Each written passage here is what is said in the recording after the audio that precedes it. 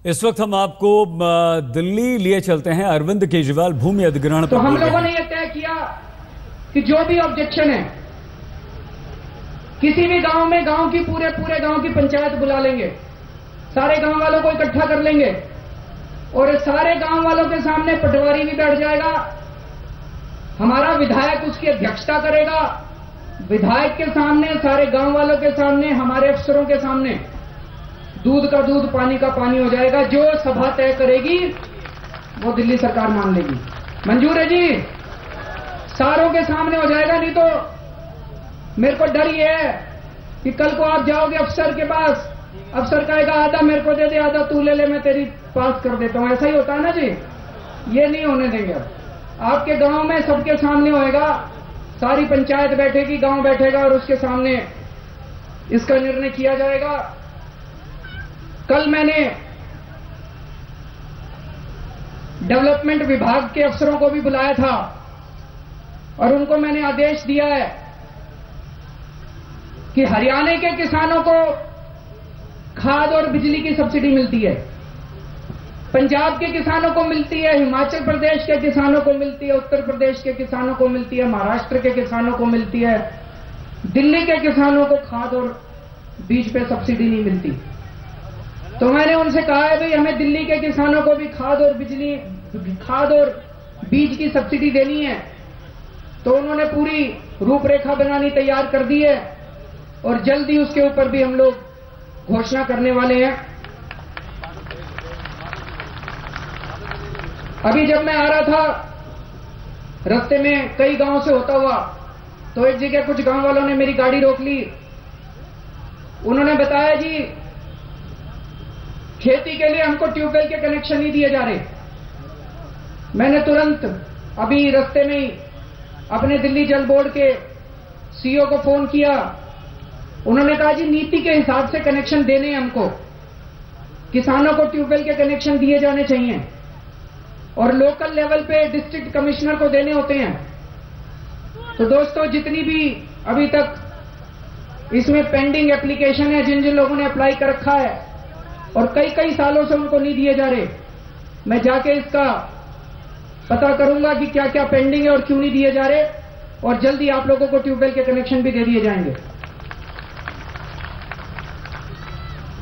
फिर किसानों ने बताया कि किसानी करने के लिए बिजली बड़ी महंगी है, जबकि दूसरे राज्यों के अंदर किसानों को खेती करने के लिए सस्ती अलग रेट पे बिजली दी जाती है।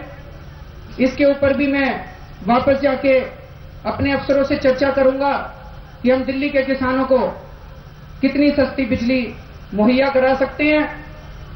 चुनाव के दौरान मैं कई गांवों में घूमा था, हमने कई वादे किए थे। एक चीज मैं बता दूं, 5 साल के अंदर जितने वादे करे थे एक एक वादा पूरा करके जाएंगे, आपका विश्वास नहीं तोड़ने वाले हैं। भाई साहब ने धारा 81 की बात करी, उस पे काम चल रहा है जी, थोड़ा समय लगेगा। 74(4) भी मेरे को याद है, धारा 33 भी याद है। 20 सूत्री कार्यक्रम में जो जमीनें दी गई थी उनके मालिकाना हक की भी मेरे को याद है। गांव के अंदर स्कूलों की बुरी हालत है, कई गांव ऐसे हैं जिसमें डिस्पेंसरी नहीं है, कई गांव ऐसे हैं जहां से बसें नहीं चल रही। ये सारी बातें याद है, हर चीज पे काम चल रहा है। और मैं आपको लाल डोरा तो की घोषणा बहुत जल्दी होने वाली है।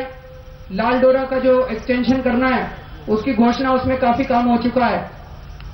मैं एक ही बात आश्वासन देना चाहता हूं कि 5 साल के अंदर जितने वादे हमने करे थे, 5 साल के अंदर सारे वादे पूरे करके जाएंगे।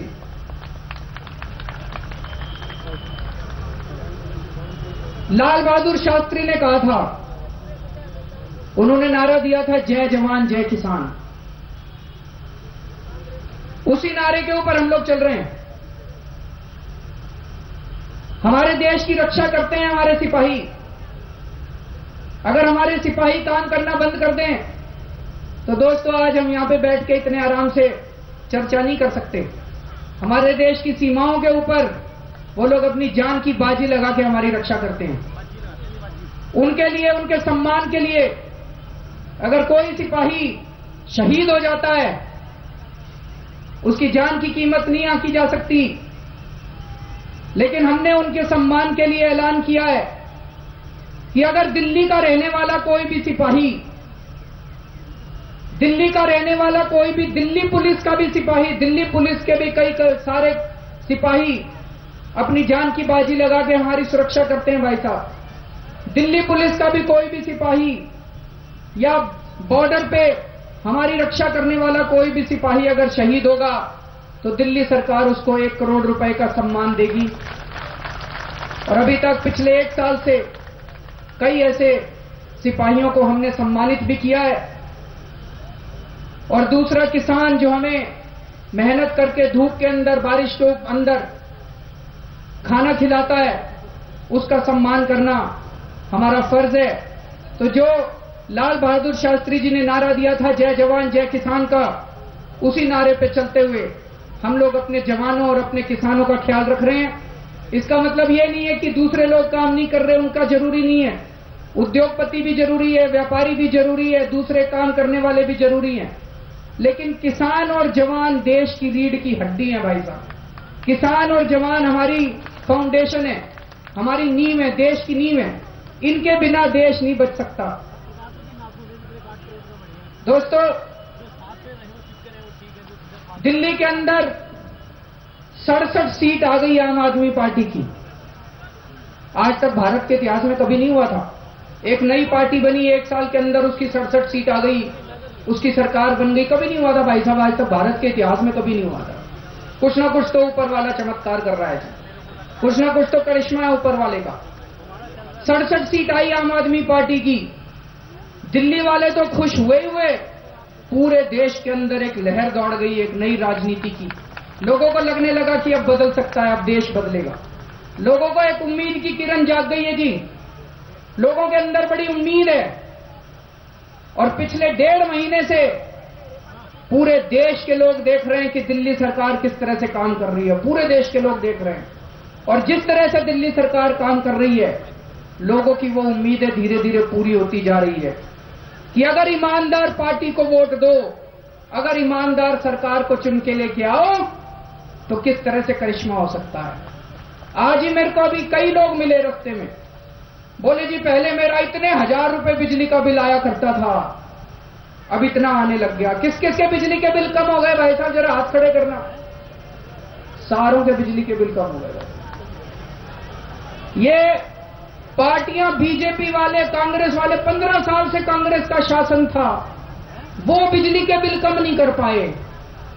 8 महीने से बीजेपी का भी शासन था दिल्ली में, अभी राष्ट्रपति शासन लगा रखा था, बीजेपी वाले चला रहे थे, वो बिजली के बिल कम नहीं कर पाए। हमने आते ही 10 दिन के अंदर बिजली के बिल कम कर दिए। कैसे कर दिए? हमारी नीयत साफ थी, उनकी नीयत खराब थी। गलत तो नहीं कह रहा भाई साहब? हमारी नीयत साफ थी, उनकी नीयत खराब थी। बिजली के बिल आधे कर दिए, पानी मुफ्त कर दिया पूरी दिल्ली के अंदर, और भ्रष्टाचार के खिलाफ एक ऐसी हमने हेल्पलाइन शुरू करी है। कल ही मेरे पास कई लोगों के SMS आए थे, बोले जी मैं बुराड़ी गया था, वहां पे ट्रांसपोर्ट अथॉरिटी में सारे दलाल भाग गए। मैं फलानी जगह गया था, वहां पे डरे पड़े हैं, पैसे लेने से मना कर रहे हैं। तो दिल्ली के अंदर भ्रष्टाचार भी कम हुआ। मैं ये नहीं कह रहा खत्म हो गया, नहीं तो ये टीवी चैनल वाले पकड़ लेंगे, किसी को कहेंगे देखो केजरीवाल झूठ बोल रहा था। कम हुआ है, भ्रष्टाचार कम हुआ है दिल्ली के अंदर, काफी कमी आई है। तो दिल्ली के अंदर जिस तरह से काम हो रहे हैं पूरे देश के अंदर, लोगों को उम्मीद बनी है और लोगों को लगने लगा भाई सरकार तो ऐसे चल सकती है, सरकार इस तरह से लोगों के काम कर सकती है। लेकिन एक चीज और बता दूं, जिस तरह से सरकार काम कर रही है, भ्रष्टाचारियों के खिलाफ काम कर रही है, इस देश की बड़ी बड़ी ताकतें हिल गई हैं, उनकी फाउंडेशन हिल गई है, उनकी नींव हिल गई है। तो अब हमारे खिलाफ बड़े बड़े षड्यंत्र भी करे जा रहे हैं, किस तरह से इनको बदनाम किया जाए। हमें बदनाम करने के लिए, हमें असफल करने के लिए बड़े बड़े षड्यंत्र किए जा रहे हैं भाई साहब। लेकिन जिसके साथ ऊपर वाला होता है उसका कोई बाल भी बांका नहीं कर सकता। हम लोग बहुत छोटे लोग हैं, हमारे पास कुछ भी नहीं है, लेकिन हमारे साथ ऊपर वाला है। इसलिए ये खूब बड़े बड़े षड्यंत्र करेंगे, टीवी चैनल वाले खूब बदनाम करेंगे, 24 घंटे बदनाम करेंगे, लेकिन डरने की बात नहीं है। जनता हमारे साथ है, मीडिया उनके साथ है। गलत तो नहीं कह रहा जी? जनता हमारे साथ है, तो अपने को डरने की जरूरत नहीं है। इन्होंने चुनाव हराने में मीडिया वालों ने कोई कसर नहीं छोड़ी थी, फिर भी जनता ने 67 सीट दे दी।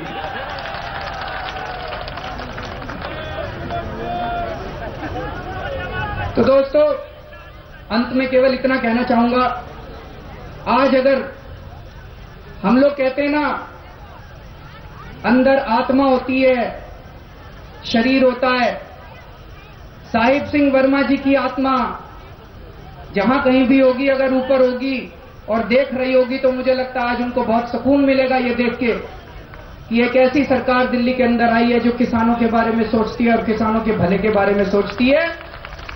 अंत में मैं एक ही नारा दूंगा जो हमारे लाल बहादुर शास्त्री जी ने दिया था, जय जवान